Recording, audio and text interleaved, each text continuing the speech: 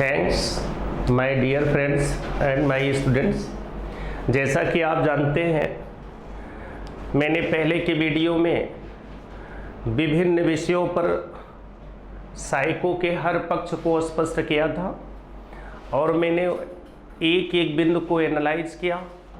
आपको पूरा क्रमशः थॉर्नडाइक स्किनर तक हम एनालिसिस करते हुए कदम बढ़ा चुके थे।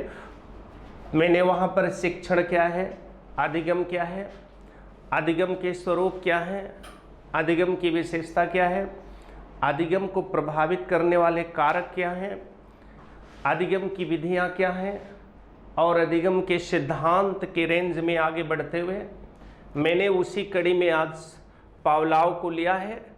पावलोव का अधिगम सिद्धांत मुझे डिस्कस करना है। आप इससे पहले से भी परिचित रह चुके हैं। आप जानते हैं कि इवान पावलोव, पूरा नाम इसका इवान पावलोव है।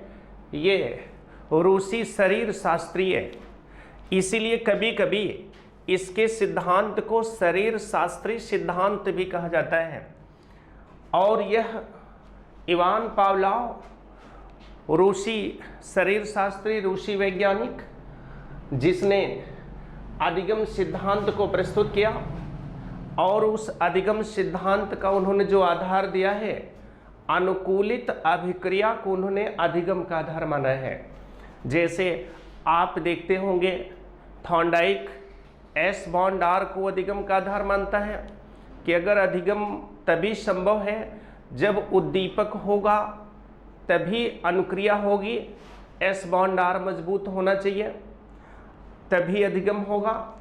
आपने उसके बाद स्किनर को देखा, स्किनर ने कहा एस बॉन्ड आर नहीं, आर बॉन्ड एस का कॉन्सेप्ट लाइए, और उसने क्रिया प्रसूत अनुबंधन सिद्धांत अर्थात क्रिया प्रसूत व्यवहार को या सक्रिय व्यवहार को अधिगम का आधार माना है। लेकिन इवान पावलोव आते हैं जिन्होंने सीधे सीधे अनुकूलित अभिक्रिया को अधिगम का आधार माना है। अनुकूलित अभिक्रिया किसे कहते हैं, आगे हम इसी वीडियो में आगे हम आपको डिस्कस करने चल रहे हैं। लेकिन उसके पहले कि हमें समझ लें कि इवान पावलोव को उसके रिसर्च का पुरस्कार 1904 में नोबेल प्राइज के रूप में मिला था। और इवान पावलोव यह प्रयास किया, प्रैक्टिकल करके उसने यह सिद्धांत दिया कि जब हम अनुबंधित उद्दीपक से, कंडीशनल स्टिमुलस से अगर हम स्वाभाविक अनुक्रिया प्राप्त कर लें, अर्थात अनकंडीशनल रिस्पांस हम पा जाएं, स्वाभाविक अनुक्रिया हम कर ले जाएं, तो उसी को हम अनुकूलित अभिक्रिया कहते हैं। अनुकूलित अभिक्रिया ही अधिगम का आधार है, ऐसा मानना इवान पावलोव का है। आप देख रहे होंगे उन्होंने प्रैक्टिकल किया था कुत्ते पर। सिद्धांत के उपनाम उनके अनुकूलित अभिक्रिया सिद्धांत। ध्यान रखिएगा मित्रों, एसआर थ्योरी यहां लिखा हुआ है। अगर मैं केवल बीच में बॉन्ड बना दूं तो प्रश्न बदल जाता है। अगर कभी एसआर थ्योरी पूछे तब तो आप इवान पावलोव को ट्रिक मारेंगे। लेकिन अगर यहां किसी भी प्रकार से अगर वो बॉन्ड लगा दे तब यह थॉर्नडाइक के अंतर्गत चला जाता है। ध्यान से समझिएगा, अगर यहां बॉन्ड लगा दें तब यह थॉर्नडाइक में चला जाता है। अगर बॉन्ड को हम हटा देते हैं तब यह इवान पावलोव का एसआर थ्योरी कहलाता है। तो जब कभी पेपर में आपसे पूछे एसआर थ्योरी का प्रतिपादक कौन है, तब आप इवान पावलोव को मारेंगे। यद्यपि आप में एक आदत सी पड़ गई है, थॉर्नडाइक का एस बॉन्ड आर थ्योरी आप इतनी बार पढ़ लेते हो कि वहां पर भी आप भूल जाते हो। एसआर थ्योरी को इवान पावलोव को न ट्रिक करके आप थॉर्नडाइक को ट्रिक मार देते हो। लेकिन मैं बार बार आपको समझा रहा हूं, फोकस भी कर रहा हूं कि यह एसआर थ्योरी अगर बीच में बॉन्ड लगा दिया जाए, एस बॉन्ड आर थ्योरी कर दिया जाए, तभी थॉर्नडाइक में जाएगा, अन्यथा एसआर थ्योरी यह इवान पावलोव का है। फिर उसके बाद आप देख रहे हैं तीसरा नाम शास्त्रीय अनुबंधन सिद्धांत, अनुबंधित अनुक्रिया का सिद्धांत, संबंध प्रतिक्रिया का सिद्धांत, क्लासिकल थ्योरी, स्वाभाविक अनुक्रिया का सिद्धांत, टाइप एस थ्योरी, मित्रों कहीं कहीं पर CR थ्योरी भी लिख करके आपके सामने प्रस्तुत कर देता है। तो आप जागरूक रहिएगा, एक प्रश्न जरूर इसके उपनाम से आपसे पूछ लेता है। तो अब आप एक बार फिर से परिचित हो लीजिए। हम लोग थार्नडाइक को पढ़े। थार्नडाइक ने अपने पूरे सिद्धांत की पॉइंट एस बॉन्ड आर को माना। उसने कहा अगर एस बॉन्ड आर मजबूत होगा तभी अधिगम होगा। स्किनर के यहाँ हम लोग गए। स्किनर ने कहा नहीं, अनुकूलित सक्रिय व्यवहार अर्थात क्रिया प्रसूत व्यवहार ही अधिगम का आधार होता है, पुनर्बलन अधिगम का आधार होता है। और उसने एस बॉन्ड आर के जगह आर बॉन्ड एस का कॉन्सेप्ट प्रस्तुत किया। अर्थात स्किनर ने अपने यहाँ क्रिया प्रसूत व्यवहार को की पॉइंट माना और उसी को अधिगम का आधार बनाया। तो आपने देखा थार्नडाइक एस बॉन्ड आर को बनाते हैं, अर्थात उद्दीपक अनुक्रिया के मजबूत संबंध को, वो अनुबंधित संबंध को मान लेते हैं, उसी को अधिगम का आधार मानते हैं। जबकि स्किनर क्रिया प्रसूत व्यवहार को अधिगम का आधार मानता है। लेकिन हमारा इवान पावलोव अनुकूलित अभिक्रिया को अधिगम का आधार माने हैं। देखिए मित्रों ध्यान रखिएगा, हम लोग कड़ी के अनुसार पढ़ते चलेंगे तभी तैयार होगा। जैसे थॉर्नडाइक एस बॉन्ड आर पर अधिगम ले गए, स्किनर आर बॉन्ड एस पर ले गए, क्रिया प्रसूत व्यवहार पर आए। इवान पावलोव अनुकूलित अभिक्रिया पर चले गए। कोहलर सूझ या उसमें क्या कहते हैं महाअनुभव की तरफ चले गए। बंडूरा सामाजिक अधिगम की तरफ चले गए, जिसमें उन्होंने अनुकरण को की पॉइंट मान लिया। आप क्या देखते हैं, हर विचारक के अधिगम के सिद्धांत का कोई न कोई की पॉइंट है। तो यहाँ पावलोव का की पॉइंट अनुकूलित अभिक्रिया है। तो आपसे पेपर में प्रश्न कर सकता है कभी कभी पूरा नाम इवान पावलोव, स्थान कहाँ सोवियत रूस, नोबेल प्राइज 1904 में, प्रयोग उसने कुत्ते पर किया और सिद्धांत के उपनाम इतने हैं। आप इसका स्क्रीनशॉट भी अपने पास रख सकते हैं ताकि आपको भविष्य के लिए काम दे। यहाँ पर अब हम लोग आगे बढ़ने चल रहे हैं कि आखिर जो कॉन्सेप्ट इवान पावलोव ने दिया उन्होंने कौन सा प्रैक्टिकल किया है। मित्रों ध्यान रखिएगा, हमको पता है इवान पावलोव शरीर शास्त्री है, अर्थात तो एक तरह से आप कह सकते हैं चिकित्सा विज्ञान का अच्छा खासा जानकार है। और पेरोटिड लार ग्रंथियों पर, वह कुत्ते के पेरोटिड लार ग्रंथियों पर उसने रिसर्च किया। उसने एक काम किया, सबसे पहले किताबों में कहीं कहीं दिखता है कहीं कहीं नहीं लिखे हैं, लेकिन फिर भी आप जान लीजिएगा, पहले उसने भूखे कुत्ते को भोजन देना शुरू किया। और शुरू में भोजन वह दिया, जैसे भोजन दिखाता और कुत्ते की प्रतिक्रिया को रीड करता। और उसने क्या किया, पहले अलग अलग समय पर भोजन दिया। अलग अलग समय पर भोजन दे करके कुत्ते के मुंह से गिरने वाले लार की मात्रा को उसने काउंट किया। देखा कि लार की मात्रा हमेशा डिफर आती रही है। जैसे हम ही आप हैं, जब हम लोग एक निश्चित समय पर लगातार भोजन करते रहते हैं, जैसे जिसकी ड्यूटी 10 बजे से होगी, मित्रों निश्चित रूप से 9 साढ़े 9 तक भोजन करेगा। और पूरे 60 साल अगर उसकी ड्यूटी 10 बजे से रहेगी तो 9 बजे ही वह भोजन करेगा। तो जैसे 9 बजता है उसको भूख जरूर लग जाती है।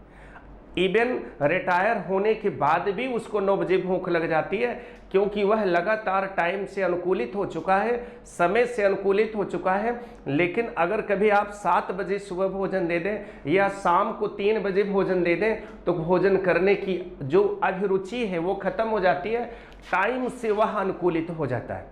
यहाँ उन्होंने कुत्ते को अलग अलग समय पर जब भोजन दिखाया और भोजन दिया, लार की मात्रा को अलग अलग काउंट किया।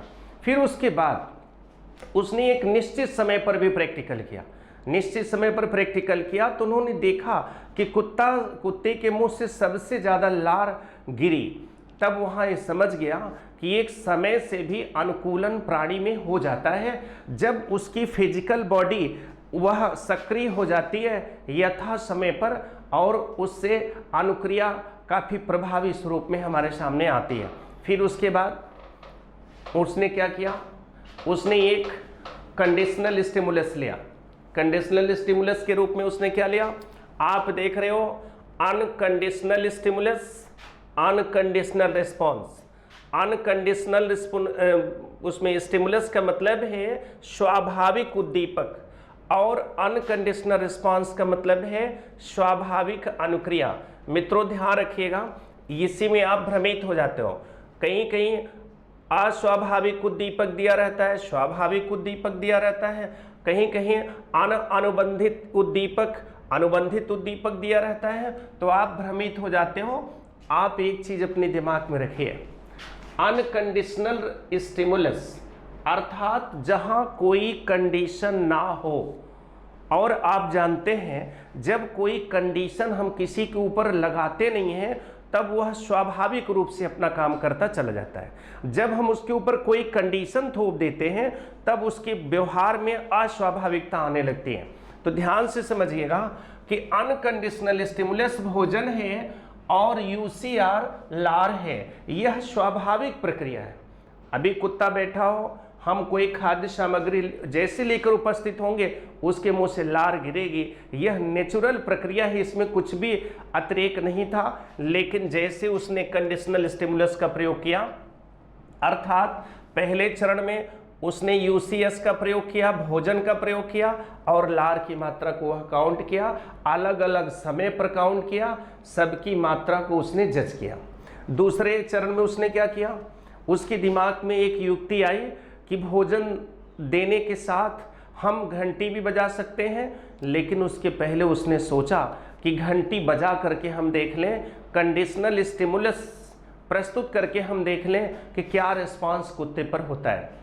तो उसने क्या किया, घंटी बजाई और देखा कि कुत्ते के ऊपर कोई रिस्पांस आया नहीं, केवल उसके कान खड़े हो गए, वह फड़फड़ा करके वो चौकन्ना हो गया, लेकिन लार की मात्रा में कुछ हेर फेर नहीं हुआ। तब उसको लगा कि अकेले कंडीशनल स्टिमुलस का प्रयोग करने पर कोई रिस्पांस कुत्ते पर नहीं आया। तब उसने तीसरे चरण में अपना कदम उठाया, उसने कंडीशनल स्टिमुलस को अनकंडीशनल स्टिमुलस के साथ जोड़ दिया। अर्थात अब उसने क्या किया, पहले घंटी बजाई फिर भोजन दिखाया, घंटी बजाई भोजन दिखाया, घंटी बजाई भोजन दिखाया, और यह काम वो लगातार करना शुरू किया। तो उसने देखा कि जब घंटी बजाई और भोजन दिखाया तो शुरू में कुत्ता चूंकि भोजन से अनुकूलित था, उसके मुंह से लार गिरता रहा, कोई दिक्कत उसको नहीं थी, क्योंकि वो स्वाभाविक रूप से भोजन को देखकर कुत्ते के मुंह से लार का आना कोई दिक्कत की बात नहीं होती है। लेकिन अब क्या किया पावलोव, भोजन दिखा रहा है, घंटी भी बजा रहा है। कहने का मतलब यहां पर भोजन और घंटी अब दोनों साथ साथ प्रस्तुत कर रहा है। घंटी बजाई भोजन दिया, घंटी बजाई भोजन दिया, घंटी बजाई भोजन दिया, यह प्रक्रिया 1 2 3 4 कई बार उसने किया। तो मित्रों यहां कुत्ते में फर्क आ गया। कुत्ते ने देखा, कुत्ते के अंतर्गत एक समझ पैदा हो गई कि जब घंटी बजती है तभी मुझे भोजन मिलता है। अब यहां जो उसका स्वाभाविक लगाव भोजन से था, अब धीरे धीरे उसका लगाव घंटी की आवाज से होना शुरू हो गया। क्यों? क्योंकि हम घंटी बजाते हैं तब भोजन दिखाते हैं, घंटी बजाते हैं तब भोजन हम उसके सामने रखते हैं। इससे कुत्ते के दिमाग में बात समझ में आ गई कि जब घंटी बजती है तभी मुझे भोजन मिलता है। अब जो लगाव कुत्ते का भोजन से शुरू में था, अब वह लगाव भोजन के स्थान पर कंडीशनल स्टिमुलस पर चला गया, घंटी से हो गया। अर्थात जो भोजन का प्रभाव कुत्ते के ऊपर पड़ रहा था, अब यह प्रभाव सीधे सीधे चला आया घंटी में। और अगली बार उसने क्या किया, अगली बार उसने भोजन दिखाया ही नहीं, केवल घंटी बजा दिया। और जब केवल घंटी बजाया तो सीधे सीधे लार की पूरी मात्रा गिरी। अर्थात केवल घंटी बजा देने से अनकंडीशनल रिस्पांस, आप कह सकते हैं कुत्ता पूरा स्वाभाविक रूप से अपनी अनुक्रिया किया, यद्यपि उसने भोजन नहीं दिखाया। तो यही चीज कहते हैं कि जब CF से अर्थात कंडीशनल स्टिमुलस से लार रूपी स्वाभाविक अनुक्रिया विकसित हो जाए, उसी को हम अनुकूलित अभिक्रिया कहते हैं। मित्रों, यहां आप भ्रमित हो जाते हैं, देख रहे हैं सीधे सीधे CS का रिलेशन किससे हो गया, UCR से हो गया। UCR लार है, कहता है कि शुरू में अनकंडीशनल स्टिमुलस था, जिसको हम कह सकते हैं स्वाभाविक उद्दीपक, जो भोजन है स्वाभाविक अनुक्रिया लार है। इसमें कुछ भी नयापन नहीं था, क्योंकि कुत्ते की प्रक्रिया में है कि अगर आप भोजन दिखाएंगे तो लार गिरेगा, ये तो नेचुरल है, इसमें कुछ नया नहीं था। बाद में उसके दिमाग में एक आइडिया आई कि चलो मैं घंटी बजाकर देखूं कि कुत्ते के ऊपर क्या प्रभाव पड़ता है। तो उसने जब घंटी बजाई तो देखा कि कुत्ते के ऊपर कोई खास प्रभाव नहीं आया, केवल कान खड़े हो गए, फड़क करके वो चौकन्ना हो गया, लेकिन कुछ उस पर रिस्पांस स्पेशली पड़ा नहीं।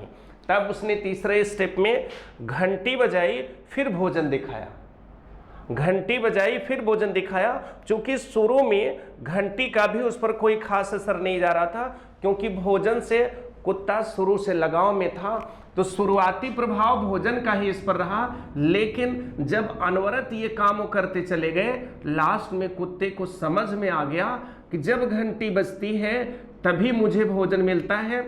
अब वह भोजन के प्रति समर्पण को भूल करके घंटी की आवाज पर ध्यान देना शुरू किया।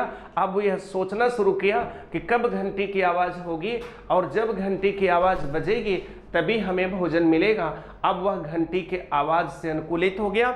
अब एक अंतिम चरण में वह क्या किया, वह भोजन नहीं दिखाया, केवल घंटी बजा दिया, और स्वाभाविक अनुक्रिया के रूप में लार की पूरी मात्रा गिरी उसके मुंह से।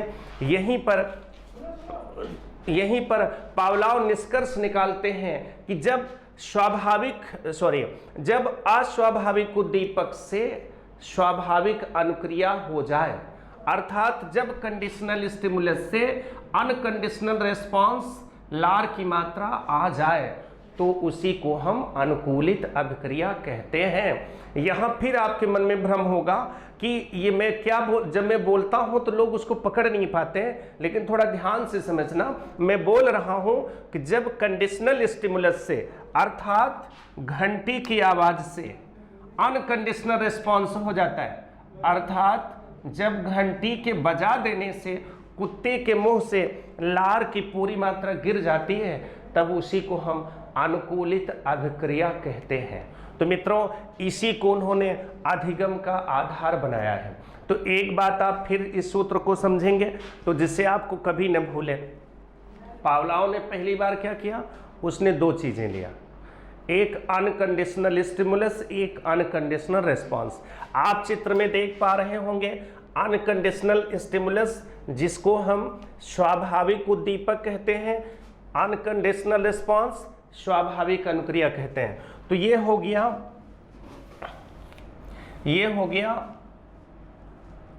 स्वाभाविक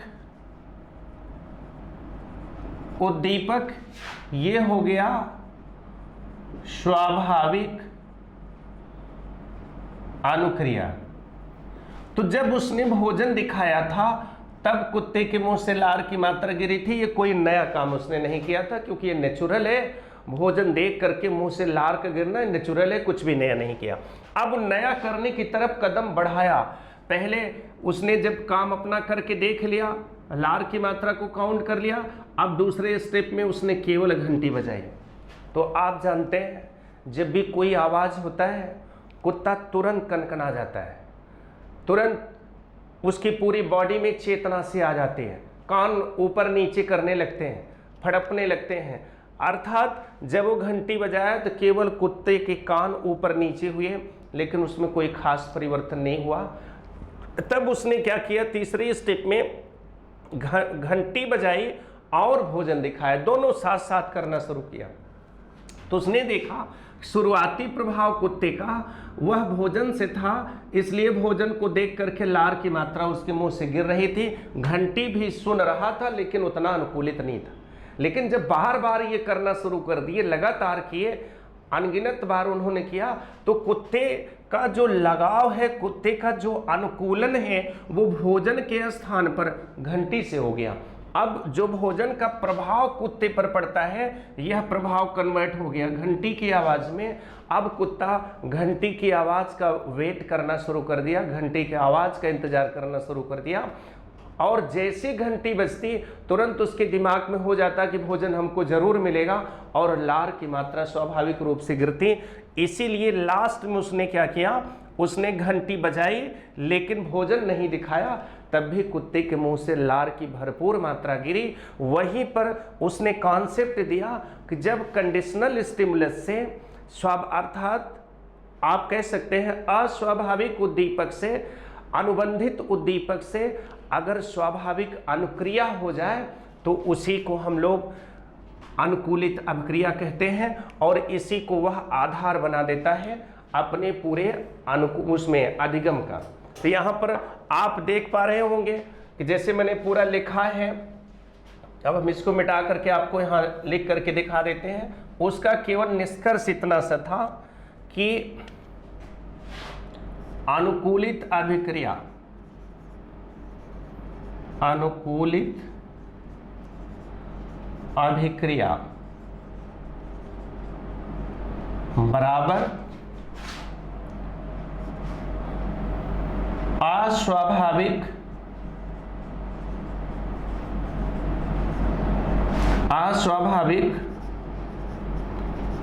उद्दीपक से स्वाभाविक अनुक्रिया कराना।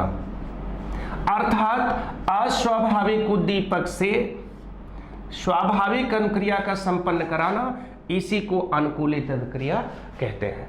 अस्वाभाविक उद्दीपक का मतलब हो गया घंटी बजी, लार का मतलब स्वाभाविक अनुक्रिया, घंटी बजी, लार की मात्रा गिरी, अर्थात अस्वाभाविक उद्दीपक से स्वाभाविक अनुक्रिया संपन्न हो गया, इसीलिए इसको हम अनुकूलित अभिक्रिया कहते हैं। मित्रों ध्यान रखिएगा, जैसे मैं बार बार दोहराया हूं कि थॉर्नडाइक एस बॉन्ड आर को अधिगम का आधार मानते हैं, स्किनर क्रिया प्रसूत व्यवहार को अधिगम का आधार मानते हैं, उसी तरह से पावलोव ने अनुकूलित अभिक्रिया को अधिगम का आधार बनाया है। यही इनका फाइनल और अंतिम निष्कर्ष है। इसी पर उनकी पूरी की पूरी थ्योरी आधारित है और इसी पर वो अपने पूरे प्रैक्टिकल को देना चाहते हैं। तो खैर, अब मैं आपके सामने सारे बिंदु को एक्सप्लेन कर चुका हूँ। दिमाग में रख लीजिए, सब भूल जाइए, लेकिन दो बातें दिमाग में जरूर रखिएगा। एक, पहली चीज उसमें पावलोव ने अधिगम का आधार अनुकूलित अभिक्रिया को माना है।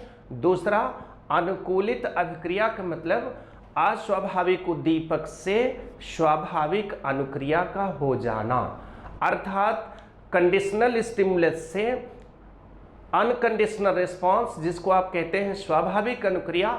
जैसे यहाँ देख रहे होंगे, घंटी बजा देने से बिना भोजन दिए लार की भरपूर मात्रा का गिरना, इसी को वह अनुकूलित अभिक्रिया मानता है। यहाँ पर मैंने लिखा भी है, अनुकूलित अभिक्रिया का मतलब अस्वाभाविक उद्दीपक से स्वाभाविक अनुक्रिया का संपन्न होना। यही उनके पूरे सिद्धांत का निचोड़ है। अब हम लोग इनके एक बिंदु की तरफ और कदम बढ़ाना चाहते हैं। इन्होंने दो बातें बड़ा बढ़िया, बहुत सीधा सीधा एक्सप्लेन किया था अपने पूरे प्रैक्टिकल में। इन्होंने दो बातें एक्सप्लेन किया था। पहली बात इन्होंने कहा कि अनुकूलित अभिक्रिया तभी संभव है जब ये दो चीजें हों। पहली चीजें क्या कहा कि जिस समय घंटी बजती है और भोजन दिखाया जाता है, कहते हैं कि घंटी बजने और भोजन दिखाने दोनों के बीच में कम से कम समय होना चाहिए। पता लगा हमने घंटी बजाई, 1 घंटे बाद हम भोजन लेके आ रहे हैं, फिर घंटी बजाए 2 घंटे बाद हम कुत्ते के सामने भोजन लेके आ रहे हैं। तो कह रहा है कि जब आप घंटी बजाते हो और भोजन लेकर आते हो और उसके बीच में टाइम बाउंडेशन ज़्यादा कर देते हो, तब कुत्ते के ऊपर कोई प्रभाव नहीं आता। अर्थात यहाँ पर घंटी बजाएं, जितनी जल्दी हो सके उतनी जल्दी उसको भोजन हम दे दें। अर्थात कंडीशनल स्टिमुलस और अनकंडीशनल स्टिमुलस जो आप देख रहे हो, घंटी बजाना और भोजन देना, दोनों के बीच में कम से कम समय रखेंगे, तभी अनुकूलित अभिक्रिया की संभावना बनेगी। पता लगा आज हमने घंटी बजाई, शाम को हम भोजन लेकर कुत्ते के पास जा रहे हैं तो यहाँ कोई अनुकूलन कुत्ते पर नहीं होगा। तो पहला निष्कर्ष निकाला कि हम घंटी बजाएं और उसके बाद भोजन दें, इनके बीच में कम से कम समय होना चाहिए। दूसरी चीज उसने कहा कि बार बार यह होना चाहिए, ऐसा नहीं कि हमने एक बार घंटी बजाई तुरंत हम भोजन दिखा दिए, इससे मतलब नहीं हुआ कि कुत्ता समझ गया कि अब घंटी बजने पर ही हमको उसमें भोजन प्राप्त होगा। उसने कहा नहीं, यह प्रक्रिया हमें अनवरत करनी होगी, बार बार पुनरावृत्ति करनी होगी, तभी वह कुत्ता अनुकूलन कर पाएगा। अर्थात आप कह सकते हैं कि दोनों जो उसमें कंडीशनल स्टिमुलस और अनकंडीशनल स्टिमुलस दोनों के बीच समय कम से कम हो, अर्थात घंटी के बजने, भोजन दिखाने या भोजन देने के बीच में समय कम से कम हो। दूसरी चीज, अधिगम की प्रक्रिया में इसे लगातार बार बार दोहराना चाहिए, तभी जाकर अनुकूलन की प्राप्ति होती है। और मित्रों, इसी अनुकूलित अभिक्रिया को वह अधिगम का आधार मानता है, लेकिन वह दो चेतावनी देता है। एक कहता है समय कम से कम हो, दूसरा बार बार उसकी पुनरावृत्ति की जाए। इस तरह वह अपने पूरे थ्योरी को एक्सप्लेन करता है। अब हम लोग एक बार पुनः इसको देखते हैं, एक बार रिवीजन करते हैं। मैंने आपको बताया इवान पावलोव रूसी शरीर शास्त्री है और उसने अपने अधिगम सिद्धांत को दिया है। मैंने क्लास में भी कई बार सिखाया है कि हम लोग रट्टा मार करके काम नहीं चला सकते हैं, उंगलियों पर मुझे काउंट करने की ज़रूरत है। जितने भी अधिगम सिद्धांत करता हैं उनके अधिगम का कोई न कोई की पॉइंट है, उसको कभी मत भूलिए, और चाहे सब कुछ भूल जाइए तब भी दिक्कत नहीं होगी। हमने बार बार दोहराया था कि थॉर्नडाइक एस बॉन्ड आर को मजबूत करता है, उद्दीपक और अनुक्रिया के बीच के बंध को मजबूत आधार देता है, उसको उसने अधिगम का आधार बनाया। स्किनर ने क्रिया प्रसूत व्यवहार को अधिगम का आधार बनाया, पावलोव ने अनुकूलित अभिक्रिया को अधिगम का आधार बनाया, और इसीलिए उनको इसी खोज पर 1904 में नोबेल का प्राइज पुरस्कार दिया गया था। उन्होंने कुत्ते के पेरोटिड लार ग्रंथि को एनालिसिस किया, गंभीर प्रैक्टिकल किया, और प्रैक्टिकल के आधार पर उन्होंने निष्कर्ष निकाला, और उसमें उन्होंने 4 स्टेप में प्रैक्टिकल किए। पहले उन्होंने भोजन दिखाया और कुत्ते के मुंह से लार की मात्रा को काउंट किया। कई बार उन्होंने देखा, अलग अलग समय पर देखा, एक निश्चित समय पर दे करके देखा, और वहाँ से उन्होंने आंकड़े प्राप्त किए। दोबारा उन्होंने क्या किया, घंटी बजाई, तब कुत्ते पर उन्होंने प्रभाव देखा, तो केवल घंटी बजा देने से कुत्ते पर कोई रेस्पॉन्स नहीं हुआ, क्योंकि वह केवल कान उसके फड़कना शुरू हुए, थोड़ा चौकन्ना हुआ, लेकिन लार से उसका कोई लेना देना नहीं था। तब उन्होंने कंडीशनल स्टिमुलस को अनकंडीशनल स्टिमुलस के साथ जोड़ दिया, अर्थात घंटी बजाया, फिर भोजन दिया और देखा कि लार की भरपूर मात्रा आ रही है। मित्रों, पहले प्रयास में कुत्ता घंटी से अनुकूलित नहीं हुआ था। यहाँ जो पहला अगर स्टेप आएगा तो वह कुत्ता भोजन से प्रभावित होकर के लार गिरा रहा है, लेकिन जब बार बार घंटी बजाते हैं, भोजन देते हैं, घंटी बजाते हैं, भोजन देते हैं, घंटी बजाते हैं, भोजन देते हैं, अब कुत्ते के दिमाग में बात सेटअप हो गई, पूरी तरह से कुत्ता प्रिपरेट हो गया, अनुकूलित हो गया कि जब घंटी की आवाज़ बजती है तभी मुझे भोजन मिलता है। अब कुत्ते का अनुकूलन भोजन के स्थान पर घंटी की आवाज़ से हो गया, और लास्ट स्टेप में उसने केवल घंटी बजाई, भोजन नहीं दिया, लेकिन लार की भरपूर मात्रा कुत्ते के मुंह से गिरी। इसी को वह निष्कर्ष निकाला, अनुकूलित अभिक्रिया नाम दिया। अस्वाभाविक उद्दीपक से स्वाभाविक अनुक्रिया जब हम करा लें, उसी को वह अनुकूलित अभिक्रिया नाम देता है। इसी को उसने अधिगम का आधार माना है। 2 चीज़ें हमने आपको बताया कि वह 2 और चेतावनी देता है, सावधान करता है, कहता है अनुकूलित अभिक्रिया तभी संभव होगी जब पहली चीज हम अस्वाभाविक उद्दीपक और स्वाभाविक उद्दीपक दोनों के बीच में समय कम से कम रखें, अर्थात घंटी बजाने, भोजन देने दोनों के बीच में टाइम कम से कम रखें, तभी अनुकूलन हो पाएगा। अन्यथा टाइम वेरिएशन अगर हम ज़्यादा कर देंगे, टाइम लंबा खींचेंगे, घंटी बजाए 1 घंटे बाद भोजन दिए, 2 घंटे बाद भोजन दिए, तो कुत्ते का कोई अनुकूलन नहीं होता। यहाँ हम घंटी बजाए कि तुरंत भोजन मैंने दिया, अब बार बार ये जब हम करते हैं, दूसरा निष्कर्ष उन्होंने दिया कि जब बार बार ये प्रक्रिया हम दोहराते हैं तभी अनुकूलित अभिक्रिया होती है, और अनुकूलित अभिक्रिया को अधिगम का आधार के रूप में प्रस्तुत करने का श्रेय किसको जाता है? पावलोव को जाता है। तो इस तरह से मित्रों हम लोगों ने अपने थ्योरी को एक्सप्लेन किया है। इनके कई प्रैक्टिकल होते हैं, इन्होंने कई तरह से प्रयोग किया है, कई सेक्शन में इसके प्रयोग को उन्होंने एक्सप्लेन करने की कोशिश किया है। जैसे आप देखते हैं बहुत सारी कमियां हैं जिसको दूर करना चाहते हैं अपने इस प्रैक्टिकल के माध्यम से।